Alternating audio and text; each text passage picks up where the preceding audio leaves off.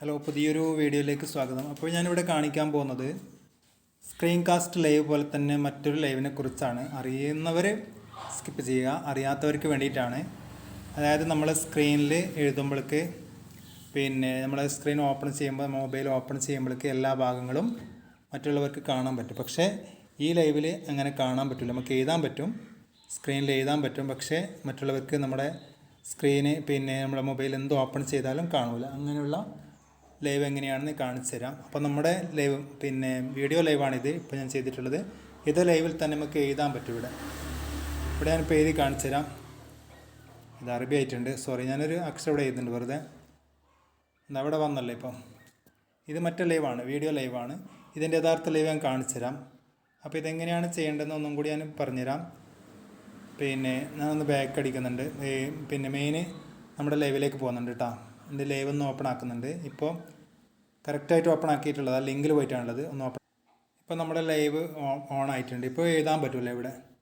ഇപ്പോൾ എഴുതാനുള്ള ഒരു സ്ഥലമൊന്നും വരുന്നില്ല. എങ്ങനെയാണത് വരുന്നത് ഞാൻ ഈ ലൈവിന് എന്ത് ചെയ്തിട്ടുണ്ട്, ഷെയർ ചെയ്തിട്ടുണ്ട് വാട്സപ്പിലേക്ക്. ആ വാട്സപ്പിലുള്ള ലിങ്കിൽ കയറിയാൽ മതി.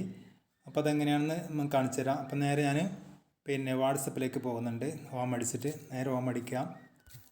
ഹോം അടിച്ചു, എന്നിട്ട് വാട്സപ്പിലേക്ക് പോവാണ്. വാട്സപ്പിൽ പോയി വാട്സപ്പിലേക്ക് പോകുന്നുണ്ട്. ഹോം അടിച്ചിട്ട് നേരെ ഹോം അടിക്കാം. ഓക്കെ, ഇവിടെ നമുക്ക് എഴുതാൻ പറ്റി. കണ്ടല്ലോ, ഞാൻ പറഞ്ഞ സൗണ്ട് ഇവിടെ വന്നിട്ടുണ്ടായിരുന്നു. ഇതിന് സൗണ്ട് വരില്ല, ഇതിന് സൗണ്ടൊന്നും കേൾക്കൂല. നമ്മൾ എഴുതാൻ മാത്രമേ പറ്റുള്ളൂ. ഇവിടെ കണ്ടല്ലോ, ഇങ്ങനെ എഴുതി കൊടുക്കാൻ പറ്റും നമുക്ക്. ലൈവിൽ എങ്ങനെ വരും എഴുതുമ്പോഴേക്ക്. സൗണ്ട് കേൾക്കില്ല. ഇനി സൗണ്ട് കേൾക്കണമെങ്കിൽ നമ്മൾ വാട്സപ്പിലേക്ക് പോകുന്നുണ്ട്. ഹോം അടിച്ചിട്ട് നേരെ ഹോം അടിക്കാം.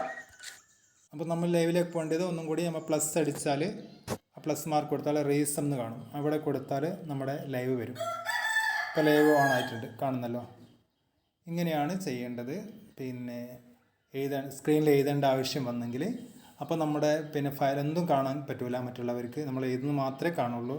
എന്ത് ഓപ്പൺ ചെയ്താലും, മൊബൈൽ എന്ത് ഫോട്ടോ എന്ത് ഓപ്പൺ ചെയ്താലും നമ്മുടെ ലൈവിൽ മറ്റുള്ളവർക്ക് കാണാൻ പറ്റുകയില്ല. ഇങ്ങനെയാണ് ഈ ലൈവ് ചെയ്യുന്നത്. സ്ക്രീൻ കാസ്റ്റ് ലൈവിൻ്റെ വേറൊരു ഭാഗമാണിത്.